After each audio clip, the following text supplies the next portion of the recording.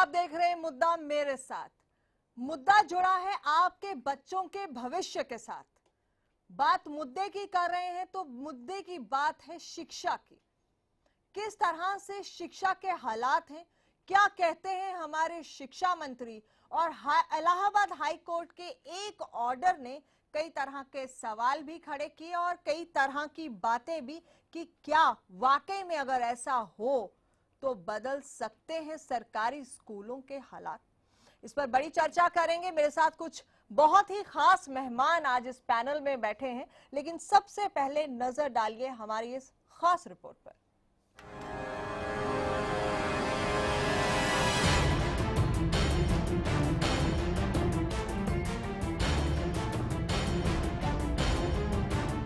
मैं भी साहब बनूंगा,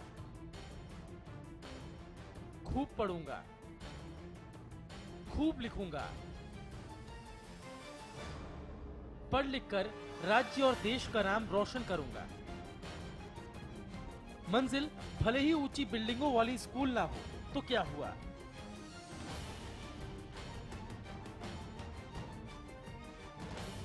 सरकारी दीवारों के बीच सरकारी खर्चों पर पढ़ूंगा। पीठ पर ना तो बस्ते का बोझ सहूंगा, न ही दिमाग में पास होने का प्रेशर झेलूंगा। मैं भी पढ़ूंगा, मैं भी लिखूंगा। भले ही मेरी अंग्रेजी कमजोर हो, लेकिन परीक्षा परिणाम में ग्रेडिंग लाऊंगा।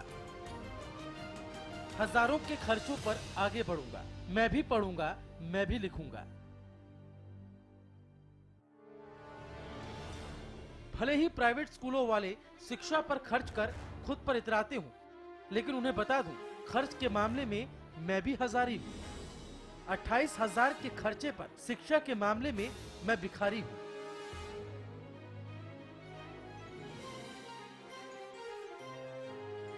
पहले से 8वीं तक मैं यूं ही पढ़ूंगा, बिना फेल हुए आगे बढ़ूंगा। अंकों का डर नहीं, ग्रेडिंग से न डरूंगा। डिटेंशन के भरोसे आगे पढ़ूंगा। शिक्षा के मौजूदा कानून पर खूब हंसूंगा। मैं भी पढ़ूंगा, मैं भी लिखूंगा। 28,000 के खर्च पर रिजल्ट शून्य भले ही हो, लेकिन शिक्षा के नो डिटेंशन की लाभ लूंगा। मैं भी पढ़ूंगा, मैं भी लिखूंगा। सरकार के मंत्रियों की आंखें अब खुली हैं, जब परिणाम में शून्य दिखा है। अब मंत्री जी को बच्चों के भविष्य में नफा नुकसान दिखा है।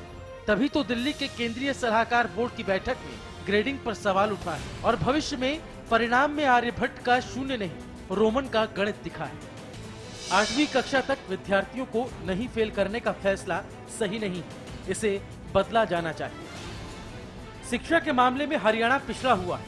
ऐसे में एक छात्र पर 28,000 के खर्चे पर परिणाम आर्यभट्ट के शून्य आए, जिसके न आगे कुछ लगा हो न पीछे, तो सरकार के मंत्रियों की पेशानी पर बल तो पड़ेगा।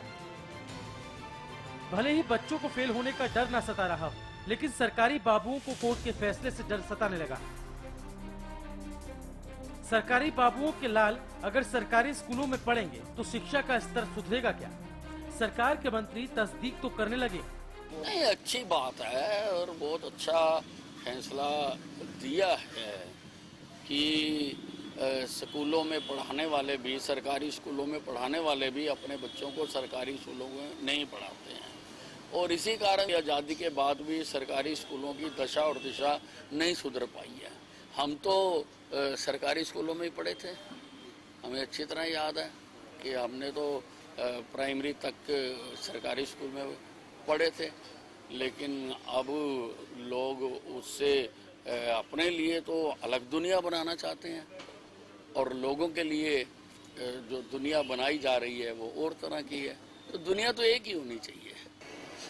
अब बिल्कुल अगर वो सारे ऐसा तय करेंगे तो फिर सारे मिलके सरकारी स्कूलों की जो दिक्कतें हैं, जो कठिनाइयां हैं, जो सूरत हाल है, उसको भी सुधारने का प्रयास करेंगे। सरकार चाहे तो इस बारे में कोई भी अपने नियम बना सकते।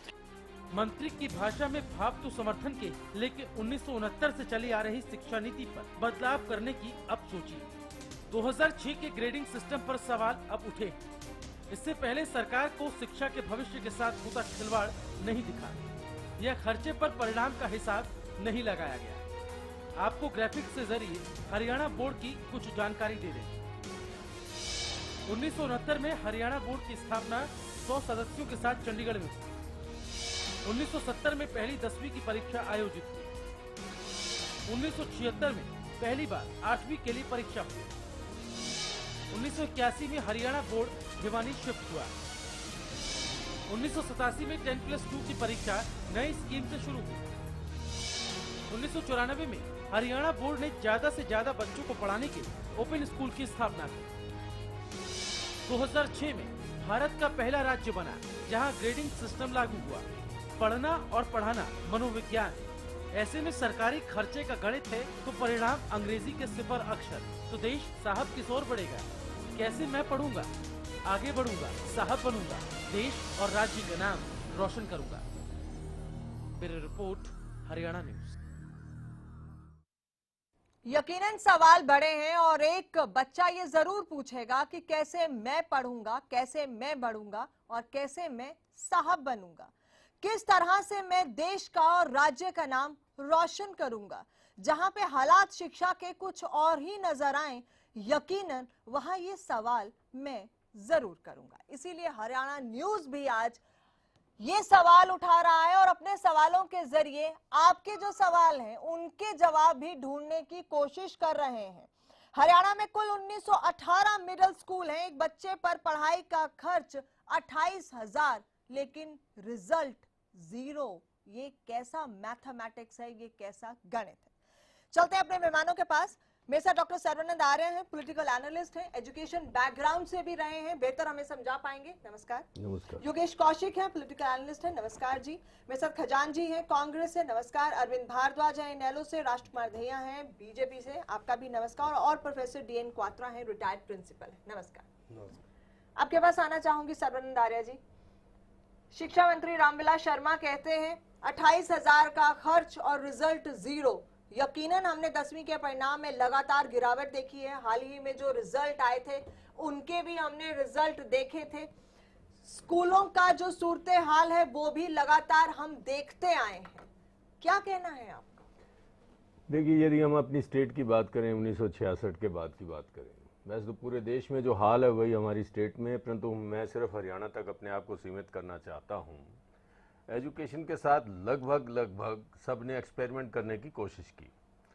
अब ये सरकार क्या एक्सपेरिमेंट करना चाह रही है ये तो थोड़े दिन में आप सबके सामने आ जाएगा। हाँ। परंतु अभी तक उन लोगों ने एक्सपेरिमेंट किया एजुकेशन के साथ जो स्वयं पढ़े लिखे नहीं। हाँ। खाली डिग्री प्राप्त करना मैं उसको पढ़ा लिखा नहीं मानता। अब जितनी भी, क्योंकि सरकारें जो हैं वो पॉलिटिकल पार्टी से बनती हैं। अब सारी पॉलिटिकल पार्टीज के ऊपर निगाह डाल लीजिए। कोई पढ़ा लिखा व्यक्ति जो एजुकेशन की बात करता हो, एजुकेशन की वेलफेयर के बारे में सोच सकता हो, यानी कोई साइंटिस्ट है तो साइंस के बारे में बात करेगा, कोई ऑटोमोबाइल इंजीनियर है तो ऑटोमोबाइल की बात करेगा। तो पढ़ाई लिखाई के लिए तो एक एजुकेशनल साइंटिस्ट चाहिए। और आप ये देखेंगे कि किसी पॉलिटिकल पार्टी में एक भी व्यक्ति ऐसा नहीं है जिसको वो कहे कि साहब ये पढ़ाई लिखाई से संबंधित है। यदि वो है तो उसने पढ़ाई लिखाई छोड़कर चमचागिरी की पढ़ाई जो है वो शुरू कर दी। वही पॉलिटिकल पार्टी जब रूल करने आ जा रही है तो एजुकेशन उनके लिए कोई प्रेफरेंस ही नहीं होता। एजुकेशन के बारे में एक्सपेरिमेंट करने का अधिकार तो रखते हैं, परंतु एजुकेशन कभी उनका प्रेफरेंस नहीं रहा। यही वजह आज के शिक्षा मंत्री ये कह रहे हैं कि 28,000 रुपए खर्च करने के बाद परिणाम 0 है, क्योंकि सबसे पहले ये कंसेप्ट दिया गया कि तुम मैट्रिक पास कर लो, तुम फलानी जाति के हो, तुम फलाने ग्रुप के हो, तुम फलाने आर्थिक ग्रुप से संबंधित हो, नौकरी जो है आपकी मिलेगी। और 10वीं पास जो है बेसिक क्वालिफिकेशन है, पटवारी लगना है, बस का कंडक्टर लगना है, JBT में दाखिला लेना। और वो 10वीं कैसे पास की जाए, इसके लिए सिर्फ एक व्यक्ति ने जिसने थोड़ा बहुत संघर्ष किया, वो हरियाणा शिक्षा बोर्ड के चेयरमैन थे और फौरन उनको हटा दिया गया क्योंकि उन्होंने नकल रोकने का प्रयास किया था। पॉलिटिकल प्रेफरेंसेस हो जाती हैं, इसलिए शिक्षा के ये हालात है। हमारे साथ रिटायर्ड प्रिंसिपल भी हैं, प्रोफेसर DN क्वात्रा। आपके पास आऊंगी, फिर चलेंगे राजनीतिक लोगों के पास राजनीति की बात समझने। आपका क्या कहना है जो डॉक्टर सर्वानंद आर्य ने कहा? देखिए, मैं इनसे सहमत हूँ। जो पहले हमारी शिक्षा विधि थी, हाँ। वो बिल्कुल जो है अब बिल्कुल चेंज हो गई है, क्योंकि अब आपको पता है कि कैपिटलिस्ट आ गया है, लोग जो है पूंजीपति आ गए हैं और प्राइवेट स्कूलों में भगाते हैं। गवर्नमेंट स्कूलों से हम भी पढ़े, जब मैं पढ़ा था इतनी शिक्षा अच्छी थी और पेन लेते थे, टीचर को रिवार्ड भी मिलता था। अब वो हालात बिल्कुल खत्म होते जा रहे हैं, क्योंकि हमारी गवर्नमेंट पेन नहीं ले रही। पहले गवर्नमेंट होती थी, पेन भी लेती थी। 8वीं तक का भी बोर्ड का हमारा जो है होता था, और हम बोर्ड से ही हम पास हुए थे। यानी आप ये मानते हैं कि ग्रेडेशन सिस्टम को खत्म होना चाहिए? ग्रेडेशन में जो है ना, कोई उसके कोई वजूद नहीं है। मैं बताना चाहूंगा, हाँ। ABC लिख दिया, कोई उसका नहीं। अनटिल एंड अनलेस यू जो है आप उसको प्रॉपर वे में वो नहीं Evaluate करोगे, करें। हाँ, तो उसके अलावा वो नहीं हो पाएगा। जब तक आप जज नहीं करोगे कितने मार्क्स आए, कैसे हुआ, ग्रेडिंग से बच्चों को नहीं पता लगता, ना पेरेंट्स को पता लगता है। ग्रेडिंग के बारे अब तक कईयों को नहीं पता, मोर देन 60% लोगों को नहीं पता व्हाट इज ग्रेडिंग। तो ये मैं चाहूंगा कि ग्रेडिंग को छोड़कर पुरानी विधि को अपनाकर आगे बढ़े। हाँ जी, पॉलिटिकली मोटिवेटेड हो जाते हैं फैसले, इसीलिए ये सारी राइट, चीजें हो जाती हैं। बिल्कुल। देखिए, हम वैसे तो पढ़ाई के 2 विद्वान बात कर रहे हैं, मैं उसके बारे में कम बोलूं तो ज्यादा अच्छा है, पर फिर भी मैं पढ़ाई को 2 चीजों से आंकता हूं। नंबर 1 तो पढ़ाई में कि आपकी नॉलेज क्या है, दूसरी आपके पास डिग्री क्या है। यहाँ जो बातें शुरू हो गई हैं आज के युग में, वो डिग्री की हो गई है, नॉलेज की तो बात खत्म होती जा रही है। ठीक है, अब क्या है, पॉलिटिकल अगर हम बात करें इसको, तो पॉलिटिकली जैसा कि आर्य साहब ने बोला, पॉलिटिकली इन लोगों का एजेंडा किसी भी पॉलिटिकल पार्टी का होता ही नहीं है, क्योंकि वोट इससे नहीं मिलते हैं कि किसी स्कूल का रिजल्ट क्या आया। तो उनके लिए उसका कोई महत्व नहीं है। उनके लिए महत्व किस चीज का वो बताता हूँ। बजट बनाएंगे, 20,000 करोड़ का बजट हमने तैयार कर दिया, 20,000 करोड़ की बिल्डिंग बना के छोड़ दी उन्होंने, टीचर वहां है या नहीं है उन्हें कोई लेना देना नहीं है। तो पॉलिटिकली अगर हम बात करें तो पॉलिटिकल मेरे हिसाब से हरियाणा में भी हर पार्टी ने इसको एक ही नजरिए से देखा है। जैसे क्वात्रा साहब बोल रहे थे, मैं आपको यहाँ पे बता रहा हूँ, मारुति उद्योग के अंदर आज के दिन डॉक्टर कुमार हैं, इंजीनियरिंग के चीफ हैं, वो इसी गवर्नमेंट स्कूल से पढ़े हुए हैं। हिंदुस्तान में इंजीनियरिंग में डॉक्टरी किए हुए बहुत कम लोग हैं, उनमें से एक वो हैं। इसका मतलब ये सरकारी स्कूलों का अपना स्तर बहुत अच्छा था एक जमाने में। नहीं था, लेकिन आज क्या है, चर्चा का विषय तो यही है। हाँ, और हरियाणा के स्कूलों की जो दशा है और जो तस्वीरें आती हैं, वो लगातार आप सभी और हम देख रहे हैं। वो कोई एक दिन में नहीं हुई है, ओवर द पीरियड हुई है, और आज भी उन्हें समेटने की कोशिश नहीं की गई है। खजान जी। देखिए नवजोत जी, मैं ये कहना चाहूँगा कि पहले तो जो ग्रेडिंग सिस्टम है वो भी पुरानी शिक्षा की प्रणाली के मुताबिक ही है। उसमें first division, second division, third division है, इसमें ABCD ग्रेडिंग है। तो वो मूलभूत कोई आमूल चूल परिवर्तन नहीं है।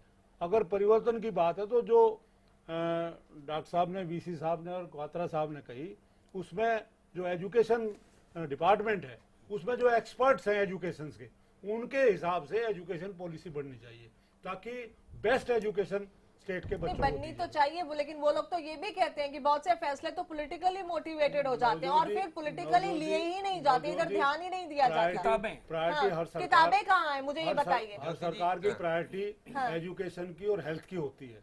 दिखाई तो नहीं दे रही है। एजुकेशन एंड हेल्थ ही सबसे ज्यादा बुरे और खस्ता हालात में है हरियाणा में, अगर हम बात करें। दिखाई भी देती है। आप कंपैरिजन, अस्पतालों का भी वही हाल है और स्कूलों का भी वही हाल है। मैं कहता हूँ आप कंपेयर पिछले 10 साल का उससे पहले के 10 साल से कंपेयर करके चार्ट निकालें, तब आपको ये पता लगेगा ग्रेडिंग का फायदा हुआ या first division, second division, third division का फायदा हुआ।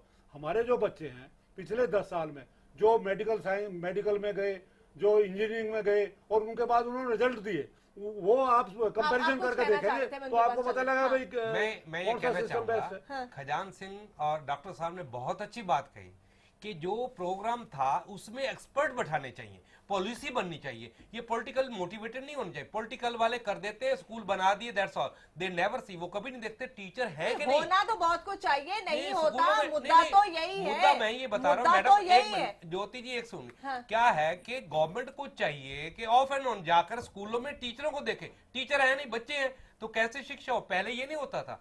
मान लो 40 बच्चे तो एक टीचर अवश्य होना चाहिए। अब क्या है, वहां पर 100 बच्चे 2 टीचर है, तो कोई भी नहीं उसको इग्नोर किया जाता है। ये जो आप कह रहे हैं ना, ये रूटीन बन गया है आजकल। हरियाणा से अगर खबरें आती हैं स्कूलों को लेकर, ये रूटीन है जहां बच्चे दुखी होकर ताले लगा रहे हैं, वो पढ़ेंगे कैसे? और मेरे को तो एक बात की हैरानी है कि उसके बाद शिक्षा मंत्री रामविलास शर्मा कहते हैं खर्च 28,000 है, रिजल्ट 0। अरे भाई रिजल्ट तो 0 होगा ही जब टीचर नहीं है, किताबें नहीं है। खर्च तो आप किताबों में दिखाई रहे हैं, लेकिन वो हो कहाँ रहा है, पहुंच कहाँ रहा है, इंफ्रास्ट्रक्चर है कहाँ, बताइए। देखिए, मेरा कहना इसमें यह है, जो ग्रेडिंग वाला सिस्टम है, शिक्षा एक इतना बड़ा रत्न है, इसके बगैर हिंदुस्तान का कोई भी देश तरक्की नहीं कर सकता। ग्रेडिंग वाला जो सिस्टम है, मैं उससे बिल्कुल भी सहमत नहीं हूँ। ग्रेडिंग का जो फार्मूला है, उससे बच्चे की स्किल, उससे बच्चे की एजुकेशन, उससे बच्चे की गुणवत्ता कुछ नहीं आकी जाती। और ये एक फार्मूला बताने देना 10वीं तक कोई फेल नहीं होगा। जब आपकी नींव ही कमजोर हो जाएगी, आप पहली कक्षा में बच्चा आ रहा है कि नहीं आ रहा, उसे पास करे चले जाओ। तीसरी कक्षा में आप स्कूल में बच्चा आ रहा है कि नहीं, उसे आप पास करे जाओ। 10वीं तक उसको बच्चे को आप पास करते करते ले आओ, तब तक उसका बेस ही कमजोर हो जाए, मेरी बात सुनिए, हाँ। तो उसका आधार कुछ नहीं होगा। मैं तो ये कहता हूँ, शिक्षा पे राजनीति ना कर शिक्षा में शिक्षा के एक्सपर्ट लोग डालकर पूरे देश अच्छा लगता है दूसरे पूरे देश की शिक्षा नीति एक होनी चाहिए। रामविलास जी ने बहुत अच्छे, रामविलास जी ने जो बात कही है वो बहुत अच्छी बात कही है। अभी तक शिक्षा मंत्री बनने के बाद कहिए मुझे। ऐसा रामविलास जी खुद शिक्षाविद हैं, ऐसा हाँ, शिक्षाविद है, तभी तो ज्यादा दुख होता है। प्रोफेसर रामविलास शर्मा कितनी बात है, दूसरे योजना में शिक्षा मंत्री रहे हैं। दया जी प्लीज इधर देख के बात कीजिए। पहल करता है उसका स्वागत करना चाहिए, इधर देख के बात कीजिए। हेलो दया जी, इधर देख के बात कीजिए। स्वागत बाद में कर लेंगे, जब वो पहले सभी स्कूलों में टीचर्स दे दें, किताबें दे दें, बेसिक इंफ्रास्ट्रक्चर सही कर दें, उसके बाद इन चीजों की, जिसमें आप लोगों ने दिखाया था कि 200 बच्चों पे 2 टीचर हैं। हाँ, वो बहुत जगह ऐसी तस्वीरें हैं, बहुत जगह, रोज ऐसी खबरें आती हैं। यानी पूरे देश में हरियाणा नवजोत जी, तो आप क्या उसको जस्टिफाई कर रहे हैं कि अगर पूरे देश में, तो हरियाणा में तो कोई दिक्कत नहीं है? भैया हम भी हैं उस रेस में, डरिए नहीं। हम तो उसमें सुधार। नवजोत जी, शिक्षा में समस्याएं बहुत पहले से रही हैं, पर पिछले 10-12 साल से ये समस्याएं बहुत बड़ा एक रूप ले चुकी हैं। क्योंकि 2006 में जो नो डिटेंशन पॉलिसी जो कांग्रेस के वक्त में कपिल सिब्बल जी लाए थे, उसके तहत 7वीं तक किसी बच्चे को फेल ना करने का आदेश था। अब आप ये बताइए कि जो बच्चा 7वीं कर गया और उसे आता कुछ नहीं, आज वो 8वीं में पहुंच चुका है, और 8वीं में आने के बाद आज उसकी ये हालत है कि उसे समझ नहीं आ रहा कि जो उसके सिलेबस की चीजें हैं, चाहे मैथमेटिक्स है या इंग्लिश है या और कोई सब्जेक्ट है, उसके बारे में उसे कोई नॉलेज नहीं है, क्योंकि उसे फेल नहीं किया गया। दूसरी तरफ मेरे साथ ही अभी बात कर रहे थे कि पॉलिटिकल इंटरफेरेंस नहीं होना चाहिए, पढ़े लिखे लोगों को, शिक्षाविदों को कानून बनाना चाहिए, उनको शिक्षा को आगे लाना चाहिए। आप पॉलिटिकल इंटरफेरेंस की बात करते हैं, तो आप एक बात बताइए, आपके अपने नेता, आपके अपने मंत्री कभी तो इसका भगवाकरण करने की बात करते हैं कि संस्कृत को लाना चाहिए, गीता को लाना चाहिए, योगा को शामिल कर देना चाहिए, विदाउट एनी लॉजिक। दूसरी तरफ आप बात करते हैं कि शिक्षाविदों को की सलाह पर ये कानून बने, तो आपके जो अपनी केंद्रीय मंत्री एचआरडी जो मिनिस्टर है, उनके खुद की डिग्री पर सवाल है कि वो ग्रेजुएट है या नहीं। जो आप बात कर रहे हो वो बात इस एजुकेशन रिलेटेड नहीं है। सब्जेक्ट कोई भी हो, आप ये बात ना कहिए भारद्वाज जी, आपके सब्जेक्ट कोई भी हो, सब्जेक्ट की गहराई में और सब्जेक्ट का बेसिक ज्ञान होना चाहिए। सब्जेक्ट संस्कृत हो, सब्जेक्ट हिंदी हो, सब्जेक्ट इंग्लिश हो, सब्जेक्ट मैथ हो, आप इसको इस दंगा से मत जोड़िए। किसकी क्या क्वालिफिकेशन है, अगर मेरी क्वालिफिकेशन नहीं है तो सुनो, अगर सुनिए, एक व्यक्ति अगर सुनिए आप अपनी बात का जवाब सुनिए, एक व्यक्ति के परिवार का अनपढ़ है तो क्या उसका परिवार अनपढ़ रहना चाहिए? ये क्या कौन सा पैमाना है? एक आदमी अगर इंग्लिश जानता तो उसे मैथ की नॉलेज नहीं होनी चाहिए, एक हिंदी जानता तो उसे पंजाबी। ये कोई पैमाना नहीं है शिक्षा का। जो आप बोल रहे हो शिक्षा का पैमाना नहीं है, ये इन्हीं मानसिकता तो शिक्षा का स्तर गिरा रहा है। आप राजनीतिकरण मत कीजिए ना, स्तर का मनन शिक्षा का स्तर गिरा रहा है। रुक जाइए 1 मिनट। मेरे साथ गीता बुक्कल भी जुड़ गई हैं, पूर्व शिक्षा मंत्री हैं, लेकिन उनके पास चलते हैं। नमस्कार गीता बुक्कल जी। हाँ नमस्कार जी। आपसे ये जानना चाहूंगी, प्रोफेसर रामविलास शर्मा शिक्षा मंत्री जो मौजूदा हैं, वो कहते हैं 28,000 का खर्च हो रहा है और रिजल्ट 0 आ रहा है। फिर वो एजुकेशन पॉलिसी में चेंज की बात कर रहे हैं, ग्रेडेशन को खत्म करने की बातें कर रहे हैं। आपका क्या कहना है? जी देखिए, मेरा तो यही कहना है कि शिक्षा का अधिकार कानून जो बना उसको सरकार ने अच्छे से लागू करने का प्रयास किया। हम लोग शिक्षा मंत्री उस समय रहे और कांग्रेस ने जब नो डिटेंशन पॉलिसी जब वो लेकर आए, उनको ये लगा कि शायद वो सही नहीं है और उसके लिए एक कमेटी बनी जिसका चेयरमैन मुझे राष्ट्रीय स्तर पर बनाया गया। और कल ही central advisory board of education की जो मीटिंग हुई, उसमें मुझे बड़ी खुशी की बात है कि उन्होंने ये कहा कि नो डिटेंशन हमें पास फेल करना शुरू करना चाहिए और रिकमेंडेशन को माना गया है। अब शिक्षा मंत्री जी कल वहां पे थे। अब तो एनडीए गवर्नमेंट है, पार्लियामेंट में अमेंडमेंट लाने की आवश्यकता है तो लानी चाहिए। और हमें अगर हम खर्चा कर रहे हैं तो उसका हिसाब भी रखना चाहिए कि वाकई ही अगर सरकार खर्चा कर रही है गंभीरता से खून पसीने की कमाई प्रदेश की, तो उसका लाभ बच्चों को जरूर मिलना चाहिए। नहीं तो आप मानते हैं कि 28,000 का खर्च होता है बच्चे पर और रिजल्ट 0 है? आप इस बात से इत्तेफाक रख रहे हैं? रिजल्ट 0 कुछ नहीं है। गाँव के स्कूलों के बच्चे आज IIT मेंस में आ रहे हैं। मैं बहुत से गाँव का आपको उदाहरण दे सकती हूँ। सरकारी स्कूलों के पढ़े हुए बच्चे जो IAS ऑफिसर बन रहे हैं, मेंस IIT का रिजल्ट आया उसमें वो लोग आ रहे हैं। और ऐसी जगह आप- जहां पर आप- गीता जी टीचर्स ही नहीं है, बच्चे स्कूलों में ताला लगा रहे हैं, एक क्लास में 100 से ज्यादा अधिक बच्चे कमी बैठे हैं। है। इस समय हमें खर्चों को, क्योंकि जो शिक्षा में किया गया खर्च है उसको मैं खर्च नहीं, उसको मैं इन्वेस्टमेंट मानती हूँ। एक तो हमें जो है वो इन्वेस्टमेंट इसको मानना चाहिए और गंभीरता पूर्वक सबसे पहले जो बेसिक इंफ्रास्ट्रक्चर है, चाहे वो टीचर्स की बात है, कॉपी किताबों की बात है, सबसे जरूरी ये है कि बच्चों को हमें वो प्रोवाइड करने चाहिए और हमें इस सोच से बहुत दूर हटना चाहिए, क्योंकि गरीबों के बच्चे आज सरकारी स्कूलों में पढ़ते हैं और शिक्षा के कानून के अधिकार के तहत उनका ये अधिकार बन गया है, उनका फंडामेंटल राइट बन गया है। गीता जी और एक सरकारों की जिम्मेवारी- एक मिनट आपको रोकना चाहूंगी जी शरण देखिए, दारे। ऐसा है कि बुत हमको कहें काफिर, अल्लाह की मर्जी है। जिन लोगों ने शिक्षा को बिगाड़ा वही शिक्षा के आज ये होना चाहिए, वो होना वही चाहिए, मुझे यानी हैरानी- कोई भी पॉलिटिकल पार्टी, मैं गीता जी का नाम नहीं ले सभी, रहा, सब हाँ। Political party. हाँ। अभी बात मैंने की थी कि आज तक 1966 के बाद यदि किसी व्यक्ति ने नकल रोकने का प्रयास किया तो उसका नाम मिस्टर राजा राम था। हाँ। और मिस्टर राजा राम को लगाया गया था इनेलो सरकार द्वारा, जो लोकदल सरकार थी। उसी टाइम उसको इसलिए भी हटाया गया क्योंकि पंचायतों ने आके उसका वो शिकायत की कि साहब आपके वोट तो मारे जाएंगे, हमारे बच्चे तो नौकरी नहीं लग सकते, ये नकल नहीं लगाने देता। उसके बाद किसी की हिम्मत भी नहीं हुई, चाहे किसी की सरकार रही हो, कि वो नकल रोकने का प्रयास करे, सिर्फ बातें बातें होती रही।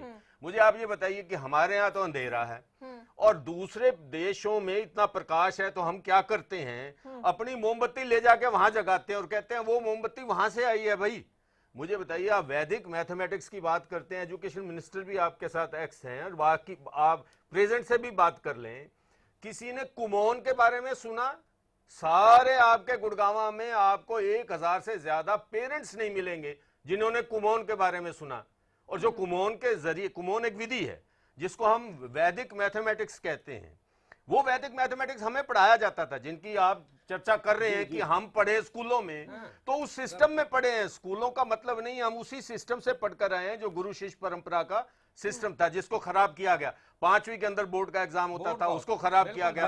8वीं के अंदर बोर्ड का एग्जाम होता था, उसको खराब किया गया। अब मैट्रिक का भी इन्हीं लोगों ने कहा था, उन लोगों ने एजुकेशन, सबसे पहले एजुकेशन पॉलिसी किसने बनाई इस देश के अंदर? राजीव गांधी ने। उसका नाम रखा गया नई एजुकेशन नीति।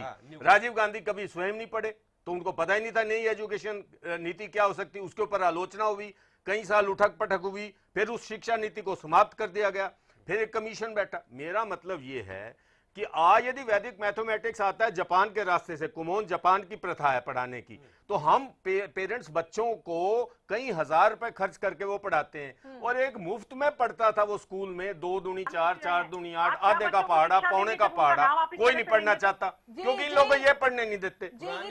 जी गीता जी बोलिए।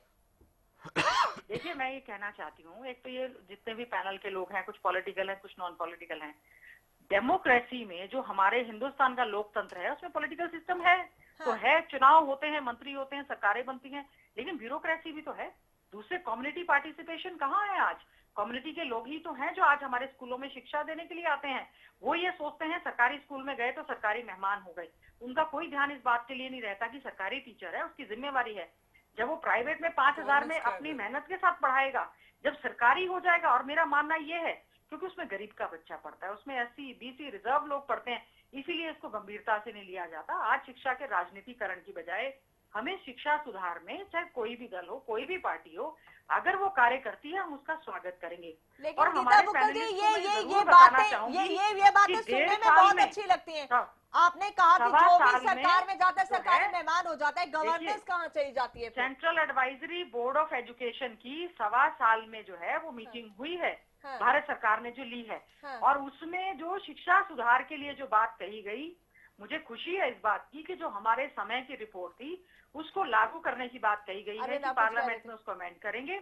हमने खुद रिकमेंड किया कि जब तक बच्चों को हम फेल नहीं कर रहे हैं, बच्चों पे प्रेशर नहीं है, ना टीचर्स पर प्रेशर है, तो शिक्षा का स्तर गिर रहा है, जिसको कि माना गया है। अब तो मैं कहना चाहूंगी इन सब चीजों को हटके हमें शिक्षा को और बच्चों की शिक्षा सुधार को, गुरु शिष्य तो की कपिल परंपरा सिब्बल को, साहब ने क्यों और हटाया? सबसे पूछिए। जरूरी जो टीचर जी, की actually, और प्राथमिकता के आधार पर। गीता जी एक मिनट, आपके होते उसी बोर्ड में आप सदस्य थी, और कपिल सिब्बल साहब आपके HRD मिनिस्टर थे, उन्होंने क्यों ये कहा कि 8वीं तक एग्जाम हटा दो? बताइए।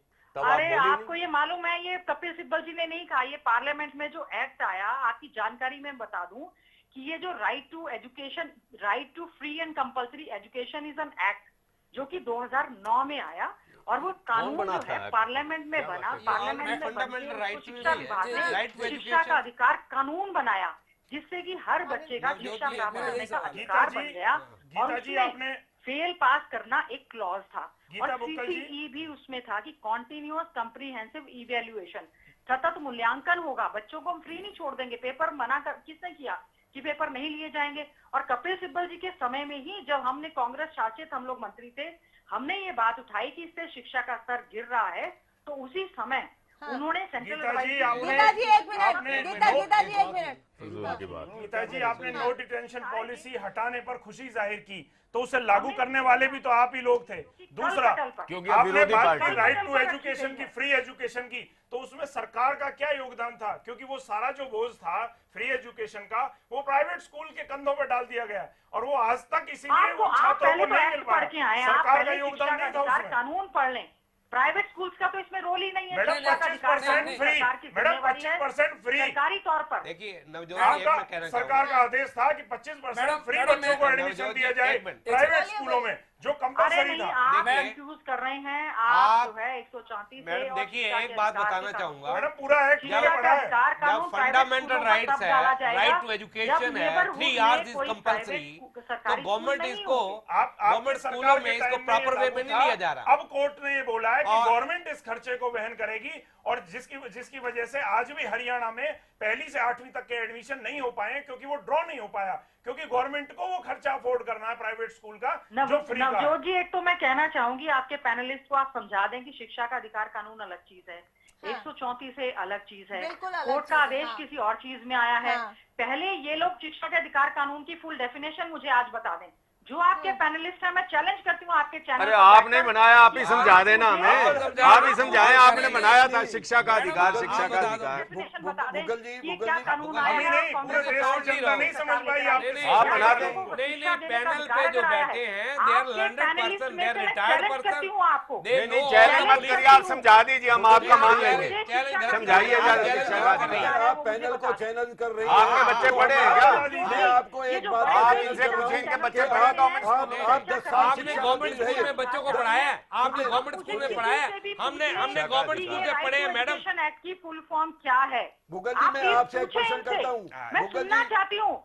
शिक्षा सुधार के लिए बड़ी बड़ी बातें करना आसान है, पॉलिटिकल लोगों को क्रिटिसाइज करना बड़ी बड़ी बात है, लेकिन शिक्षा सुधार ने जो यूपीए सरकार ने किया, आज एनडीए सरकार की कोर्ट में बॉल है, वो लोग हमारे इसको को शिक्षा पैनल अधिकार बैठाएं, इनको कानून की बैठाएं। जो रिपोर्ट सबमिट हो गई है आप उसको क्या लागू कहना करें। चाहते हैं? भूगल जी, बताइए। आप अपनी अपनी बात आप करें, अपनी एक बात क्वेश्चन का मुझे जवाब आज मेरे इसकी को दीजिए। भूगल जी, definition गीता जी एक मिनट, गीता जी एक मिनट, जो बड़ा मुद्दा हम आज मैं- लेकर चल रहे हैं, आई थिंक हम मैं- उससे मैं डिरेल गीता हो जी- रहे हैं। गीता जी, योगेश आई थिंक कौशिक बोल रहा हम हूं। उससे डिरेल हो रहे हैं। बताइए आप क्या कहना गीता चाह जी, रहे मैं हैं? थोड़ा सा प्रोफेसर साहब। राजनीतिक तरीके से सोचता हूँ चीजों को। मैं ये जानना चाह रहा हूँ कि जैसे ही आपने शिक्षा का अधिकार दिया सबको, तो क्या आप लोग इस आंकड़े में तो नहीं फंस गए कि हमें आंकड़ा दिखा देना है कि हमारे टेन्योर में इतने लोग एकदम पढ़ गए और पढ़े लिखे हो गए? कहीं ऐसा तो नहीं था? योगेश जी, देखिए, लिटरेसी रेट जो है वो एक अलग इशू है। आप ये समझिए, आजादी के इतने सालों बाद जो हमारे फंडामेंटल राइट्स कॉन्स्टिट्यूशन में दिए गए, उसमें शिक्षा का अधिकार कानून नहीं था, लेकिन अगर किसी सरकार ने ये सोचा कि बच्चों का अधिकार है शिक्षा Fundamental प्राप्त rights करना, में सरकारों है। की जिम्मेवारी है, Right to तो education। Free and compulsory. मैंने तो आपको कहा है, आप मुझे फुल फॉर्म बता दें ये क्या अधिकार है। गीता जी आप चलिए मुझे full एक form बता दें। मिनट, एक अरे मिनट अरे रुकिए, मैडम, आप एक बहुत मिनट। विद्वान हैं, एक लेकिन आप मिनट। हमारा जवाब दीजिए कि आपने राजनीतिक तौर पे तो नहीं सोचा इस एक चीज को? सेकंड, प्रोफेसर साहब क्या कहना चाहेंगे आप? बताइए। देखिए, मैं ये कहना चाहूंगा, जो इन्होंने जो है परीक्षाएं हटा दी हैं, 8 तक परीक्षा जो है 10 तक वैसे ही पास कर जाओ, बोर्ड को इन्होंने खत्म किया है। ये मुद्दा आता है कि बच्चे पेन नहीं लेते, टीचर पेन नहीं लेते, when there is no board मतलब exam, why they should take the pen? वो फ्री है जी, जाओ जी, पास हो गया, व्हाट इज द मैटर? पहले होता था प्रॉपर वे में बोर्ड से परीक्षा होके जाती थी। यहाँ जो है 10th वाले को लोग कुछ आता नहीं, एबीसी नहीं आती, क्योंकि उनको पता है वैसे पास हो गए, 3 आवर्स नहीं आते उनको, छुट्टी की एप्लीकेशन नहीं लिख सकते। एप्लीकेशन लिखते। यहाँ पर एक बड़ा सवाल है सरवंदारिया जी, जो मैं जानना चाहती हूँ।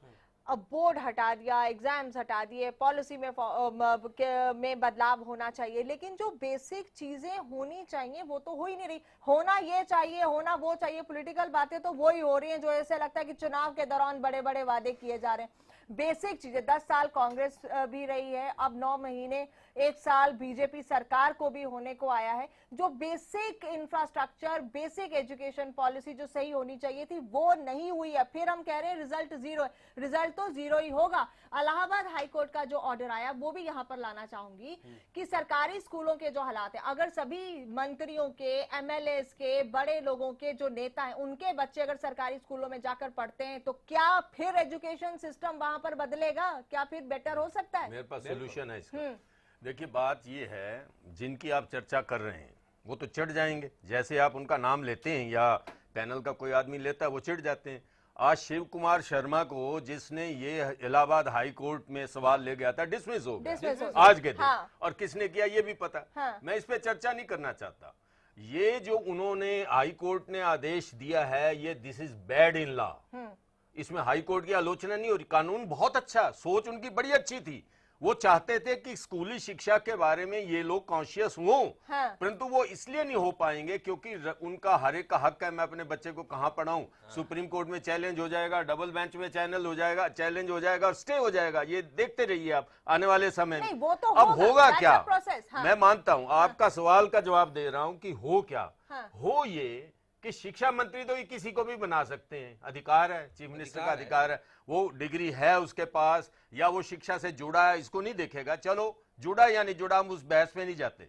मैं इसमें जाता हूं कि शिक्षा मंत्री के पास एक एडवाइजरी कमेटी होनी चाहिए जो फैसले करे। इसी तरह हेल्थ मिनिस्टर के पास एक एडवाइजरी कमेटी होनी चाहिए जो फैसले करे, और हेल्थ मिनिस्टर सिर्फ उनके फैसलों के राइट और रॉन्ग इंप्लीमेंटेशन को देखे, और वो एक्सपर्ट्स की होनी चाहिए। जब वो एक्सपर्ट्स की होगी तो आपके 50% सुधार हो जाएगा। आप देख लेकिन ऐसे में तो जो मंत्री है वो कहेगा कि मेरा रोल कहाँ है, उसका रोल मुझे एडवाइजरी को मानना है। चक्कर तो अपनी पावर का आपने मंत्री को बनाया किस लिए? इंप्लीमेंट करने के लिए। इंप्लीमेंट करें, आप उसे इग्नोर कर ही नहीं सकते। खजान जी कुछ कहना चाह रहे हैं? नवजोत जी, जो अभी हम बहस कर रहे हैं, मैं ये कहना चाहता हूँ आपको कि जब से 9 महीने से हमारे प्रदेश के शिक्षा मंत्री श्री रामविलास शर्मा जी बने, तब से शिक्षा का बेड़ा गर्क हुआ है। उससे पहले और प्लीज लेट मी कंप्लीट। देखिए, और देखिए ये बड़ा दुर्भाग्य है, अगर देश की जो शिक्षा मंत्री है वो ग्रेजुएट भी नहीं है, तो कहाँ आप शिक्षा की सुधार की बात कर रहे हैं? और जो pass fail, 3rd class, 2nd class, 1st division, वो ग्रेडिंग ही है एक किस्म की। उसमें आप उसको बात हो है, उसको किसी तरीके से कह लो। अगर आप A grade, B grade, C grade, D grade करोगे, जो पूर्व मंत्री रही हैं वो भी डिनाई कर रही हैं इस बात से, वो भी खुश हैं कि ये नो डिटेंशन पॉलिसी खत्म हो गई। अब आप मत उसका जस्टिफिकेशन दीजिए। आपकी अपनी पूर्व मंत्री, मुझे कहने तो दो। मैं कह रहा हूँ उसके बारे में पूरी विस्तार से उस पर चर्चा हुई, और वही बात आ गई आई दोबारा। अगर हमारी जो सरकार थी, हमारी सरकार के दौरान ही ये सजेशन आए। अब भाई इस तरीके की कमियां आ गई, बहुत पहले आए। प्लीज अभी सुन नहीं रहे। सरकार से बाहर आ गए तो आपको महसूस हो रहा है कि आपने बहुत बड़ी गलती की। आप सुन नहीं रहे। अभी मैं ये बता रहा हूँ, वही जो सजेशंस है उन्हीं पे अब उन्होंने एक्सेप्ट की है, वही रिपोर्ट एक्सेप्ट की है। अब भाई इसको इस तरीके से उन्होंने जो अपनी रिपोर्ट दी थी उसी को एक्सेप्ट कर लिया उन्होंने। कोई नई रिपोर्ट थोड़ी अभी उन्होंने बना दी है, कोई नई रिपोर्ट बैठकर नहीं करी है। वो तो जो रिपोर्ट पिछली सरकार ने दी थी उसी को एक्सेप्ट कर लिया। आप ये बात ठीक है, हमारे जो 2 विद्वान एजुकेशनिस्ट है जो कह रहे हैं कि जो एजुकेशन मंत्री है उसके साथ एक्सपर्ट्स की कमेटी होनी चाहिए। आपकी सरकार 10 साल रही, उसने तो ये सोचा नहीं। उसने सोचा था, क्या सोचा था कि एडवाइजरी होनी चाहिए? 10 साल रही। जो जी उन्होंने एडवाइजरी कमेटी ने जो रिपोर्ट दी उसी पे तो अमल कर रही है ये सरकार, और क्या कर रही है? कैसी बातें कर रहे हैं? कैसी बात बताइए जी। मैं ये कहना चाहता हूँ, देखो फिर मैं कह रहा हूँ इस बात को, आप मेरी बात ध्यान सुनिए। इस बात को हम एजुकेशन हो या हेल्थ का मामला हो, इसको हम राजनीतिक रूप से ना जोड़े तो बढ़िया है। जो मेरे भाई जो खजान जी कह रहे हैं कि वो मंत्री कम एजुकेशन रखता है, वो कैसे बन गया आपकी सेंटर के एजुकेशन मिनिस्ट्री एजुकेशन का। देखो, प्रधानमंत्री और मुख्यमंत्री का अधिकार है किसको मंत्रालय दे, लेकिन जो शिक्षा का जो क्षेत्र है उसमें एक शिक्षित विदित लोगों की टीम बनाई जाए जो शिक्षाविद की हो, जो एक्सपर्ट हो रहा एजुकेशन के, वो उसको डिपार्टमेंट को चलाए। शिक्षा मंत्री जो है उस नीति को लागू करे, वो शिक्षा नीति का धर्म है, उसको निभाए। अगर आज गीता बुकल बात को सराह रही है, सुनिए, आज गीता बुकल बात को सराह रही है, तो गीता बुकल अपने टाइम में क्यों नहीं किया? भैया जी, ये बात हम जैसे लोग कहते हुए अच्छे लगते हैं, ये किया जाए वो किया जाए, आप तो खुद सरकार में कर रहे हैं ना, वो तो हमारी सरकार तो नहीं चाहिए इस बात को। आप हमारी सरकार को उसी पे तो चर्चा है, लेकिन आपको चर्चा का सत्र नहीं मिला। सरकार तो इस बात का हमारी सरकार ये करना चाह रही है, शिक्षा को कैसे सुधारा जाए वो नहीं आ रहे इस पॉइंट पे कि ये जो चल रहा है, क्यों नहीं हमारे जो स्कूलों में सुधार होता। स्कूल में जहां स्ट्रेंथ है वहां टीचरों को नहीं भेजा जाता,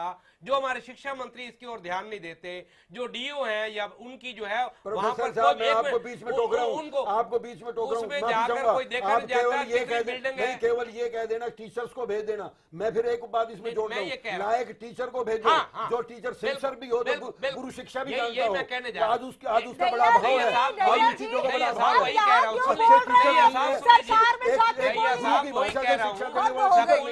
और वो पिछली स्कूलों में बच्चे हैं शिक्षक राजनीतिक रूप से और अच्छे टैलेंटेड टीचर भेजे जाने चाहिए। और ऐसा लग रहा है कि चुनावी भाषण चल रहे हैं और बिल्कुल चुनावी भाषणों की तरह यहाँ पर सब ये कह रहे हैं कि ये होना चाहिए, वो होना चाहिए। बड़ी हैरानी हो रही है। 10 साल कांग्रेस रही है सत्ता में और तब भी हालात स्कूलों के क्या थे आप देख ही रहे हैं। अब 1 साल तकरीबन होने को आया है बीजेपी को, आज हालात क्या है वो भी प्रोफेसर रामविलास शर्मा अभी के मौजूदा शिक्षा मंत्री देख ही रहे हैं। कहीं किताबें नहीं है, कहीं इंफ्रास्ट्रक्चर नहीं है, तो कहीं बच्चे टीचर की कमी की वजह से स्कूलों में ताला जड़ रहे हैं। हाल ही में जो रिजल्ट्स आए वो 0 था, तो यकीनन खर्चा अगर आप इतना कर रहे हैं तो उसका रिजल्ट 0। इसका जिम्मेदार कौन है और इसे ठीक कौन करेगा? ये होना चाहिए, वो होना चाहिए। अभी शुरुआत करिए शिक्षा मंत्री, जब जागे तब सवेरा। कमाल हो गई, तो हमने स्वागत कर, आप कह रहे हैं कि अभी शुरुआत ही की है। 10 साल में आप नहीं बना, 1 साल में हमने आप उसको स्कूल खाली पड़े हैं, टीचर है नहीं, टीचर होने चाहिए। चलो मान गए, लेकिन आप देखना चाहिए ना, जो आपकी अब जो मिनिस्ट्री है उसको देखना चाहिए। ये मैं कहना चाहूंगा, बहुत अच्छे हैं, सब कुछ ठीक है, लेकिन स्कूलों को देखभाल होनी चाहिए। एक मिनट प्लीज, आप बोलते हैं नवजोत जी। एक मैं कहना चाहूंगा, जो शिक्षा मंत्री हैं, जितने भी विभाग हैं, जितने भी जिले हैं, उनमें डीओ को ड्यूटी लगानी चाहिए, स्कूलों का निरीक्षण होना चाहिए।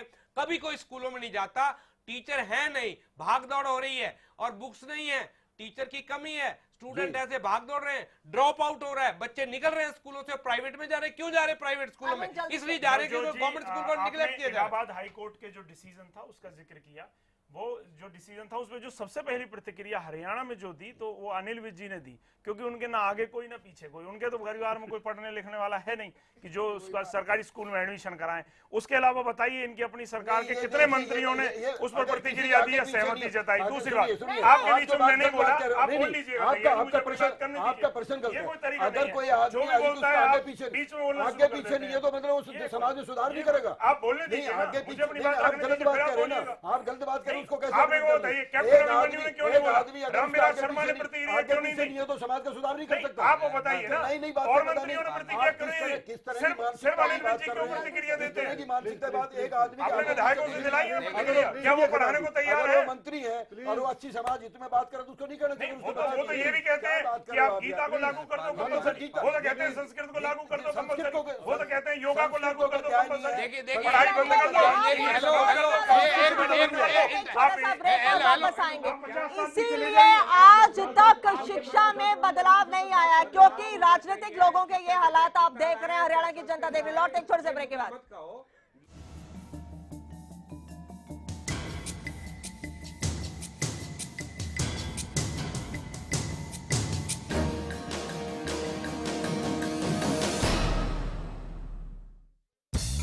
सफर चाहे जैसा भी हो, खाना हमेशा लाजवाब होना चाहिए। सफर के दौरान चाहते हैं लाजवाब खाना, तो अब एक शानदार डेस्टिनेशन मोटल गोल्डन सारास।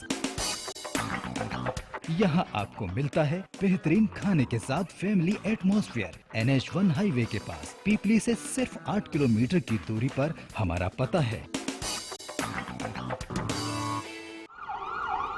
35 साल के अनुभवी डॉक्टर द्वारा इंजेक्शन थेरेपी और क्षार सूत्र द्वारा 35,000 बवासीर व भगंदर के रोगियों का स्थायी इलाज। 5-6 साल से मैं खूनी बवासीर से बहुत परेशान था।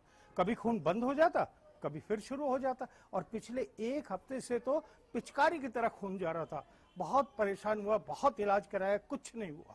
फिर मेरे एक दोस्त ने, जिसने यहाँ से इलाज कराया था, मुझे यहाँ का पता दिया। मैं डॉक्टर साहब से मिला, डॉक्टर साहब ने मेरा इंजेक्शन से इलाज शुरू किया, और देखिए दूसरे दिन ही मेरा खून बंद, और आज मैं बिल्कुल ठीक। मैंने स्वामी सत्यानंद हॉस्पिटल से सास ससुर द्वारा इलाज करवाया, आज मैं बिल्कुल ठीक हूँ। गुदा में जलन, खून आना, दर्द होना, खुजली होना, बवासीर हो सकती है, बार बार पस निकलना, मस्से होना, भगंदर हो सकती है, लापरवाही से हो सकता है खतरनाक परिणाम। आज ही मिले doctor Mahendra Singh, Swami Satyanand hospital, 178 sector 7A near sector 7-10 चौक, फरीदाबाद। फोन 221-6400 और 989-11-23092। श्री गोविंद घर जैसा घी हो खाना, श्री गोविंद ही ले आना। श्री गोविंद बल बुद्धि का है भंडार, रिष्ट पुष्ट होगा परिवार। श्री गोविंद। श्री गोविंद एगमार्क शुद्ध देसी घी। डाइस सोलर के साथ बनाइए भविष्य, बी इको फ्रेंडली और गो ग्रीन। पर्यावरण को सुरक्षित रखने के लिए आइए हमारे साथ। डाइस सोलर, आप हमसे कांटेक्ट कर सकते हैं या सीधे कॉर्पोरेट ऑफिस में आकर मिल सकते हैं। मानव में नैतिक मूल्यों के विकास, सदाचार और सामाजिक बदलाव के लिए प्रतिबद्ध सतीव दर्शन ट्रस्ट अब आयोजित करने जा रहा है अंतर्राष्ट्रीय संभाव ओलंपियाड 2015, जहां मानवता, सदाचार और नैतिक मूल्यों में उत्कृष्टता हेतु परीक्षा का आयोजन किया जाएगा। आइए इस सुनहरे मौके का लाभ उठाएं और अपने आत्मनिरीक्षण और आत्म सुधार हेतु रजिस्टर करें। ऑनलाइन रजिस्ट्रेशन कराने की अंतिम तारीख है 25 अगस्त 2015। अधिक जानकारी के लिए हमसे संपर्क कर सकते हैं। क्या आपका पशु बार बार फूल दिखाता है और बार बार फिर रहा है? इसका मतलब है कि उसका गर्भाशय कमजोर है। इसके लिए अपने पशु को दें गोधन आयुर्वेदिक औषधि, जिसमें है अबरक, लौह व वंग भस्म, जो दे आपके पशु के गर्भाशय को ताकत, जिससे पशु में फूल या पाछा दिखाने की समस्या दूर होती है और पशु स्वस्थ बच्चे को जन्म देता है। गोधन का पूरा कोर्स, एक विश्वसनीय औषधि। 12वीं के बाद सबसे अच्छा करियर क्या चुन सकते हैं आप? डिग्री पर डिग्री या सरकारी नौकरी? ICS आपको देता है सरकारी नौकरी की 100% गारंटी। देखिए मेरे यानी परिमल कुमार के साथ एक खास कार्यक्रम कैसे पाएं सरकारी नौकरी, हर रोज 2:30 बजे।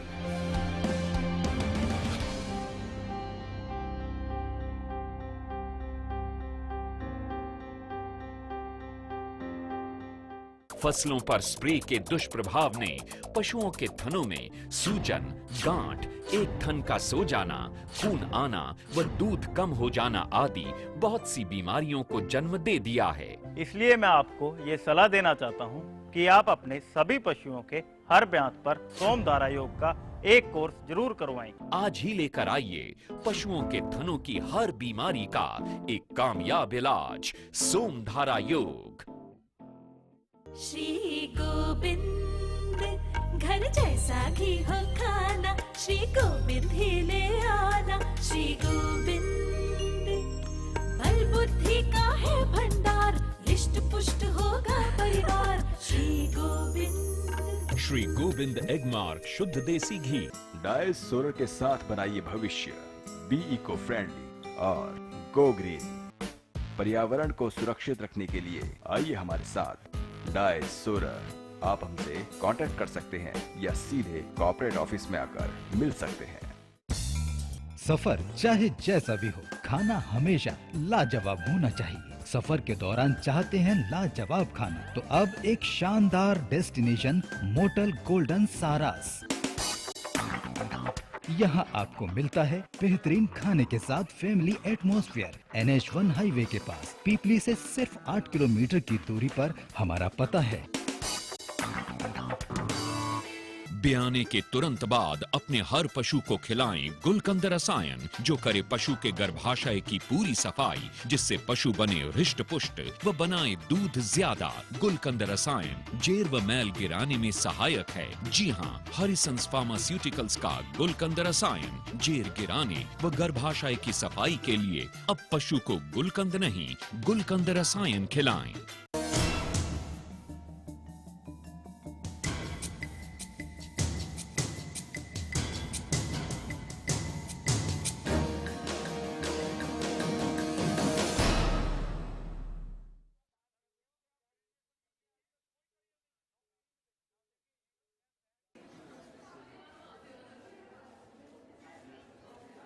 तो ये एक मिनट अपने पैनल शांति रख लें, आराम से ऑन एयर हैं आप। ये तस्वीरें हम आपको दिखा रहे हैं कैथल सोना तोशाम की, जहां पे आप स्कूलों के हालात देख लें। और ये लगातार इस तरह की तस्वीरें सिर्फ इन्हीं तीन जगह से नहीं, अलग अलग हरियाणा के अलग अलग जगहों से इस तरह की तस्वीरें आती हैं।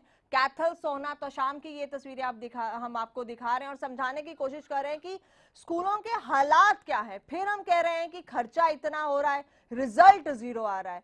क्या वो खर्चा सही तरीके से हो रहा है, सही जगह हो रहा है, उन तक पहुंच भी रहा है? अगर नहीं है तभी तो शायद रिजल्ट 0 है। ये बेसिक चीजें कैसे बदलेंगी? जब तक ये नहीं बदलेंगी, हम पॉलिसी को बदलने की बात करते हैं। बहुत अच्छी बात है कि एग्जाम्स होने चाहिए जिससे कि बच्चों को प्रॉपर इवैल्यूएशन के दौरान ही उन्हें प्रमोट किया जाए, बट बेसिक चीजें अगर ठीक नहीं होंगी, वहां पर टीचर नहीं होगा, 100 बच्चों पर अगर एक ही टीचर है, तो फिर हम बदलाव की बात कैसे कर सकते हैं? डॉक्टर सरविंद आर्य, देखिए ऐसा है कि जब तक आप इम्पैक्ट देखेंगे ना किसी भी वस्तु का, जब जो प्रभाव है, हाँ। यदि वो नेगेटिव है तो इसका मतलब हमारी कार्य प्रणाली में कहीं ना कहीं दोष है, ये तो सब मानते हैं। और यदि उसका अच्छा प्रभाव पड़ रहा है तो कार्य प्रणाली ठीक मानी जाती है। चलिए, मैं सारी बहस के ऊपर नहीं जाता, परंतु प्रश्न ये है कि आज आप देखिए कि 1.25 लाख से ज्यादा एम्प्लॉय हमारे शहर में काम करते हैं। हरियाणा के उसमें 4% भी नहीं, जबकि हरियाणा के अंदर है गुड़गांव। वो इसलिए नहीं कि ये प्राइवेट सेक्टर है, इसमें कंपटीशन है, वो छांट कर बच्चा लेते हैं, जब छांटने लगते हैं तो हमारा बच्चा छट जाता है। मुझे सिर्फ एक बात कहनी है, आपका मंच है, आपके पास मीडिया है, आप राजनीतिक शक्ति नहीं है, आप फैसले शायद नहीं बदल सकती, परंतु लोगों की मनोभावना को स्ट्रांग कर सकती है। तो आज हम इस मंच के माध्यम से एक सलाह देना चाहते हैं, चाहे वो राजनीतिक लोग उसे माने चाहे ना माने। इम्प्लीमेंटेशन आप करिए शिक्षा मंत्री महोदय, परंतु शिक्षा का कार्य तो एक शिक्षाविदों की सलाहकार समिति ही देखेगी, और यही आपके हेल्थ में होना चाहिए, तब सुधार होगा, नहीं तो नहीं होने वाला। वो मानते या नहीं मानते, लोग आपकी बात मानेंगे। मैं डॉक्टर साहब की राय से बिल्कुल सहमत हूं। जो हमारे दूसरे पैनल पे भी यही कहना चाहते हैं कि एक्सपर्ट होने चाहिए, एजुकेशनिस्ट होने चाहिए, वो अपनी पॉलिसी रखें और मिनिस्टर उसको लागू करें। मैं ये जरूर कहना चाहूंगा, सभी हमारे यही कहेंगे कि जैसे स्कूलों में ताले क्यों लगते, इसीलिए लगते क्योंकि टीचर नहीं है। ये टीचर होने चाहिए और जो है उनपे जो है एक डिपार्टमेंट जाना चाहिए, बार बार जाना चाहिए, और उसमें शिक्षा विधि को देखना चाहिए कैसा चल रहा है। क्यों ताले लगते हैं? क्योंकि वहां पर प्रॉपर एजुकेशन यू नहीं है, टीचर नहीं है और प्रॉपर में इंफ्रास्ट्रक्चर नहीं है, वहां जो है ना बेंच है ना बुक्स है, तो क्या करें? बस they are paying only fees. देखिए, अनिल विज जी ने, जो हमारे हेल्थ मिनिस्टर, उन्होंने कहा, तो मैं प्राइमरी तक गवर्नमेंट स्कूल में पढ़ा था, मैंने उनके बात ध्यान से सुनी थी। और प्राइमरी के बाद वो प्राइवेट में पढ़े या नहीं पढ़े, वो तो वही जवाब दे सकते हैं, लेकिन उन्होंने कहा प्राइमरी तक मैं गवर्नमेंट स्कूल में पढ़ा था। मैं ये कहना चाहता हूँ कि जो डॉक्टर साहब ने और शिक्षाविद कवात्रा साहब ने कहा, ये बिल्कुल ठीक है। नेशनल लेवल पे और स्टेट लेवल पे जो एक्सपर्ट एजुकेशनिस्ट हैं, उनकी एक कमेटी बननी चाहिए, और उस कमेटी के जरिए ही शिक्षा में सुधार, आमूलचूल परिवर्तन जो हमारा आज का जमाना है उसके मुताबिक होनी चाहिए। लेकिन इसके साथ साथ जो हरियाणा प्रदेश में 15,000 गेस्ट टीचर और 4,000 कंप्यूटर टीचर 1 साल से रोड पे बैठे हुए हैं, उनकी समस्या का समाधान करके स्कूलों में टीचर भेजने चाहिए, ताकि उनको बच्चों को पढ़ाने के लिए शिक्षक स्कूल में मौजूद। मैं खजान सिंह की बात पे सहमत हूँ। ये टीचर जो धक्के खा रहे हैं, जो कि इनके पास हैं, इनको क्यों नहीं स्कूल में भेजते? जो गेस्ट टीचर हैं उनकी एक एम्प्लॉयमेंट हो जाएगी। मेरा ऐसा मानना है कि जो ये अभी अपने जो बात चर्चा में हो रही थी, ठीक है, एक अच्छी एक्सपर्ट कमेटी होनी चाहिए, मंत्री कोई भी हो उसके नीचे कमेटी बढ़िया होनी चाहिए, लेकिन उसके साथ साथ जिन स्कूलों में टीचरों का भाव है उनमें टीचर पूरे करके और उनमें पढ़ाई, और ये बहुत हो गया, हमको कर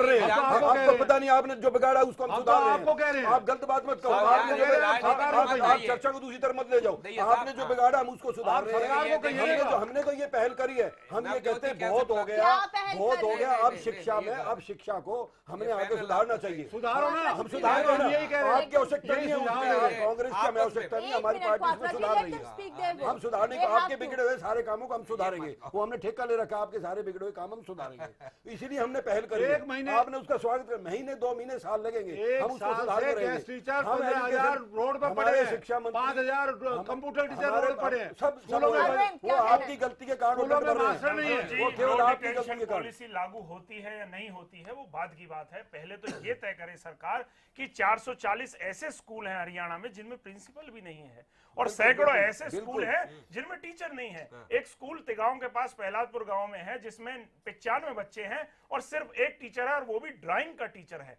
अब आप सोच के देखिए, प्राइमरी स्कूल है, ड्राइंग का टीचर ही मैथ पढ़ाता है, वही इंग्लिश पढ़ा रहा है, वही हिंदी पढ़ा रहा है, वही क्लर्क का भी काम करता है, एक अकेला टीचर स्कूल को। तो पहले इस समस्या का समाधान सरकार ढूंढे, तब इस पॉलिसी की ओर बढ़े तो ज्यादा अच्छा है, क्योंकि अगर टीचर नहीं होंगे, स्टाफ नहीं होगा, प्रिंसिपल नहीं होगा, तो टेस्ट लेने या ना लेने का फायदा ही क्या है? शिक्षा क्या है? यही शिक्षा क्या है? यही मैंने कहा, यही कर रहे हैं, हम कर रहे हैं, आपकी बात यही बात है, हमने भी कहा, समाधान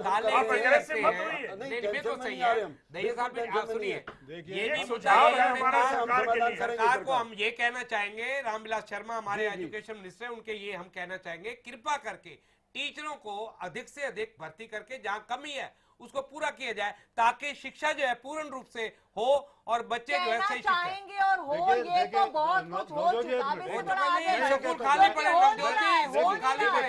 ये कहता हूँ कि श्री रामविलास शर्मा जी कहते हैं कि शिक्षा मंत्रालय का कोई ग्राहक नहीं मिला, नहीं मैं इसको भी दे देता, जब वो ये बात कहते हैं कहाँ सुधार होगा, कहाँ से आप टीचर लगाओगे, 15,000 टीचर की क्या समस्या का समाधान करो, उन्होंने कहा ग्राहक नहीं मिला, वो बेचना चाहते हैं शिक्षा विभाग को, आप कह रहे हो सुधार करो, वो शिक्षा विभाग को बोली लगा रहे हैं, सुनेंगे तो बोली लगा रहे हैं, आप बोली लगाने, आप ही कह रहे हैं, खुद उन्होंने कहा, वो उसका कहने का भाव जो होता है उसको भाव बता दो, क्या आप ये बता दो क्या भाव, उसका तो ये है कि कोई एक्सपर्ट मेरे से ज्यादा डिपार्टमेंट उसको दे दो, आप आ जाओ, आप बैठ जाओ, किसी ने भेजो, हमको हम किसी और ने भेजो, आप पॉलिटिकल होते आपके पास 47 MLA और किसी ने बैठा दो, आप पॉलिटिकल होते नॉन पॉलिटिकल मेरे को भेज दे, मैं को विधायक हूँ, आप 47 MLA आप मतलब आप